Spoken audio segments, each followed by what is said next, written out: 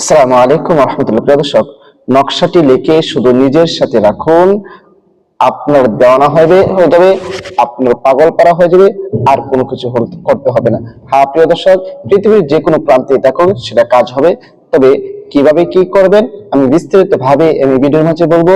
ভিডিওটি শেষ পর্যন্ত দেখুন। আর ভিডিওটি শুরু করার আগে আপনাদের কাছে একটা ছোট্ট একটা রিকোয়েস্ট, যারা আমার চ্যানেলের মধ্যে নতুন আছেন অবশ্যই চ্যানেলটি সাবস্ক্রাইব করে পাশে থাকা বেল আইকনটি বাজিয়ে দেবেন। প্রিয় দর্শক, এমনটি করার জন্য মায়ের নাম, বাবার নাম এগুলো কোনো কিছুই লাগবে না, বরং আমি যেভাবে বলবো ঠিক সেভাবে আপনি নকশা ঠিক করবেন। প্রিয় দর্শক, সে আমলটি করার আগে আপনাকে সর্বপ্রথম নিজেকে পবিত্র হয়ে নিতে হবে, উযু করে নিতে হবে, এরপর আমলটি শুরু করতে হবে। সর্বপ্রথম উযু করে নেবেন, পবিত্র হয়ে নেবেন, এরপর আপনি আমলটি করবেন। মনে করেন আপনি উযু করে নিলেন, পবিত্র হয়ে নিলেন, এরপর একটি নিরিবিলি স্থানের মধ্যে বসে যাবেন এবং আমলটি করার জন্য আপনি একটি সাদা কাগজ বা খাতা নেবেন, যে খাতার মধ্যে আপনি নকশাটি লিখবেন।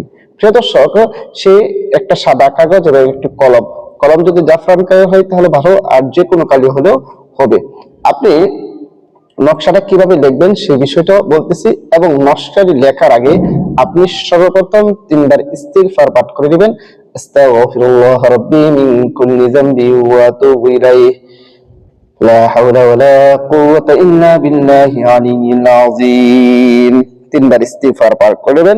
এরপরে 3 বার যে কোনো দুরূদ শরীফ পড়েন, দুরূদ শরীফ পড়ে নেবেন। আল্লাহুম্মা সাল্লি আলা মুহাম্মাদিন ওয়া আলা আলি মুহাম্মাদ কামা সাল্লাইতা আলা ইব্রাহিম ওয়া আলা আলি ইব্রাহিম إنك حميد مجيد اللهم بارك على محمد وعلى آل محمد كما باركت على إبراهيم وعلى آل إبراهيم إنك حميد مجيد। এরকম ভাবে 3 বার ইস্তিগফার এবং 3 বার দুরূদ শরীফ পড়া যখন শেষ হয়ে যাবে, এরপর আপনি আউযু বিল্লাহ বিসমিল্লাহ সহ 3 বার সূরা ইখলাস পড়বেন।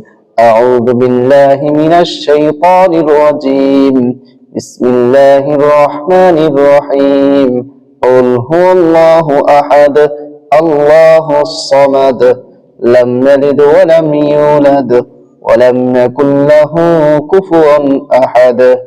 بسم الله الرحمن الرحيم قل هو الله أحد الله الصمد لم يلد ولم يولد ولم يكن له كفوا أحد بسم الله الرحمن الرحيم قل هو الله أحد الله الصمد لم يلد ولم يولد ولم يكن له كفوا أحد।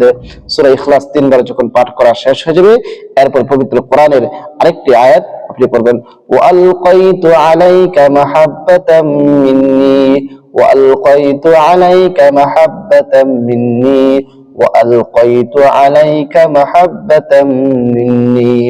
আপনার এরকম ভাবে যখন পড়া শেষ হবে 3 বার ইস্তিগফার, 3 বার দুরূদ শরীফ এবং 3 বার সূরা ইখলাস এবং এই আয়াতটি 3 বার, এরপর যে কাগজটি দিয়েছেন সেই কাগজের মাঝে একটি ফু বা দম করবেন এবং মনে মনে যার জন্য করতেছে শুধু তার নামটা মনে মনে নেবেন। এরপর আপনি সেই নকশাটি লিখবেন।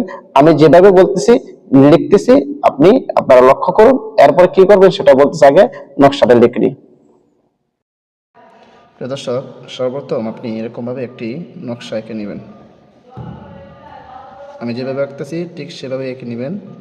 নকশাটা দেখা যাচ্ছে কিনা জানি, হ্যাঁ দেখা যাচ্ছে। এঁকে নেবেন, নেওয়ার পর উপরে একটি বর্গক্ষেত্রের সংখ্যা অর্থাৎ 7, 8, 9 যেটাকে আমরা বিসমিল্লাহ বলে থেকে হতো, সেটা বিসমিল্লাহ 9। এরকমভাবে আপনি ঘরটি আঁকবেন।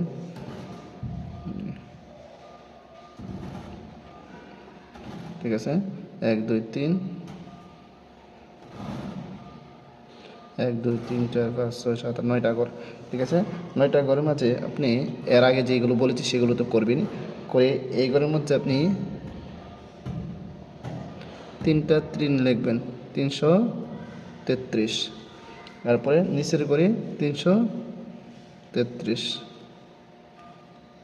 তারপরে নিচেরটার মধ্যে আবারও 333। তারপরে এটার মধ্যে লিখবেন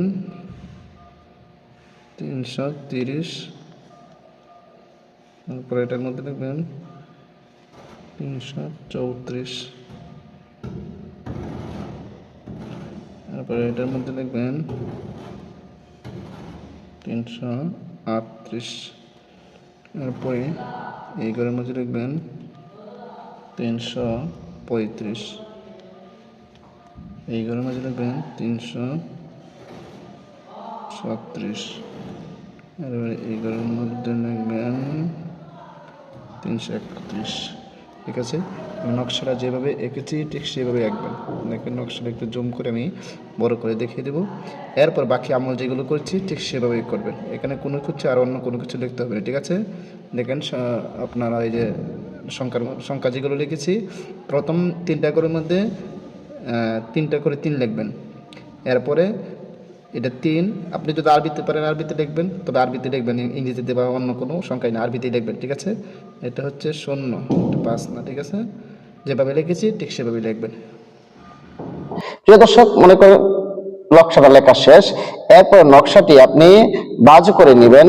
বাজ করে নিয়ে আপনি কি করবেন, সেই কাগজটা আপনার শরীরের মধ্যে বেঁধে রাখবেন। ছেলেরাও পারবে, মেয়েরাও পারবে, তবে ছেলেরা ডান হাতের মধ্যে বাঁধবে এবং মেয়েরা বাম হাতের মধ্যে বেঁধে রাখবে। এরকম ভাবে যদি বেঁধে রাখতে পারে, অতি শীঘ্রই ফলাফল পেয়ে যাবে।